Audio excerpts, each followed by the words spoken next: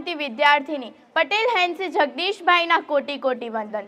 સૂરજ ઉગે ને સવાર પડે, સવારનું પહેલું કિરણ આપણે જેની હૂંફથી કરીએ છીએ એ છે સવારનો સૂરજ, જે સમગ્ર વિશ્વને પોતાના કોમળ કિરણોથી હૂંફાળું બનાવી દે છે, સમગ્ર વિશ્વને ચેતનવંતું બનાવી તેને દોડતું અને ધબકતું કરી દે છે। માટીમાં પણ આ જ સળબળાહટ થાય છે અને બીજમાંથી કુંપળ બહાર આવે છે।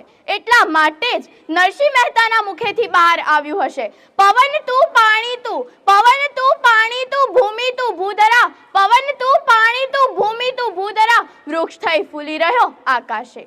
પ્રકૃતિને જ પરમાત્મા સંબોધીને કેટલું સરળ આલેખન, જેને કવિઓ અને કથાકારો આમ કહે છે, છોડમાં રણછોડ, છોડમાં રણછોડ। આ પ્રકૃતિના શાશ્વત સ્વરૂપ વગરનું માનવ જીવન શક્ય નથી, માટે આપણે આ પ્રકૃતિ રૂપી રણછોડરાયને ક્યારેય છોડીશું નહીં।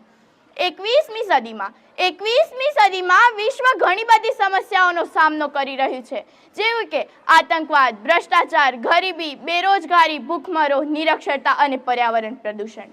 આ બધા પ્રદૂષણોમાં પર્યાવરણ પ્રદૂષણ એ સાર્વત્રિક રીતે સમગ્ર વિશ્વ તેમજ માનવ જાતિ માટે ખૂબ જ જોખમકારક છે।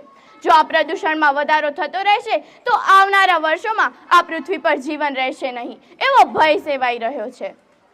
પર્યાવરણ એટલે આપણી ચારેય બાજુ જે વ્યાપેલું છે તે વાયુ, જળ, પૃથ્વીનો પોપડો, મનુષ્ય, જીવજંતુ, પ્રાણીઓ વગેરે બધા જ પર્યાવરણના અંગ છે।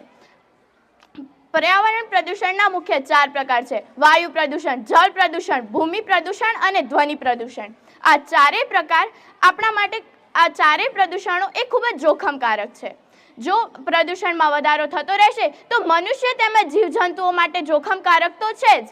આ બધા પ્રદૂષણો માટે કપાતા વૃક્ષો, જંગલની ઘટતી જતી ટકાવારી, જંતુનાશક ખાતર અને દવાઓનો વધુ પડતો ઉપયોગ, ઉદ્યોગો અને વાહનોમાંથી નીકળતા ધુમાડા તેમજ ઉદ્યોગોમાંથી છોડી મૂકવામાં આવતું રાસાયણિક પાણી ખૂબ જ અગત્યનું છે।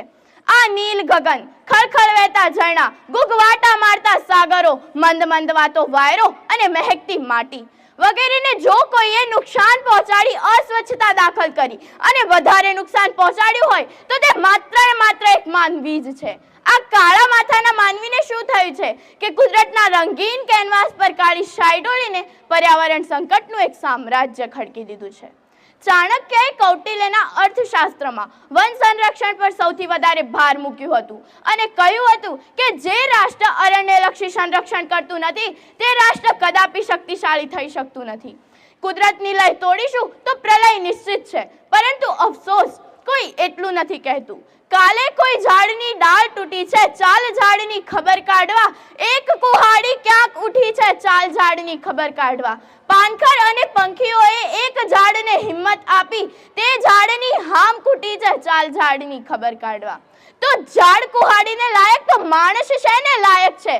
તરણાઓમાં આ વાત ફૂટી છે, ચાલ ઝાડની ખબર કાઢવા। સંસ્કૃતમાં એક કહેવત છે, દશક ઉપર સમાવાપી, દશક ઉપર સમાવાપી, દશાવાપી સમમ સર, સરો દશઃ સમમ પુત્ર, દશ પુત્ર સમમ તરુ। માણસ ચાલતા શીખ્યો અને હવે બધું ચલાવતા શીખ્યો છે। હજી જો થોડું ચાલતા શીખી જાય ને તો જીવન નિર્વિઘ્ન છે, અન્યથા સમૂળગી માનવ જાત જ નિર્વિઘ્ન બની જશે।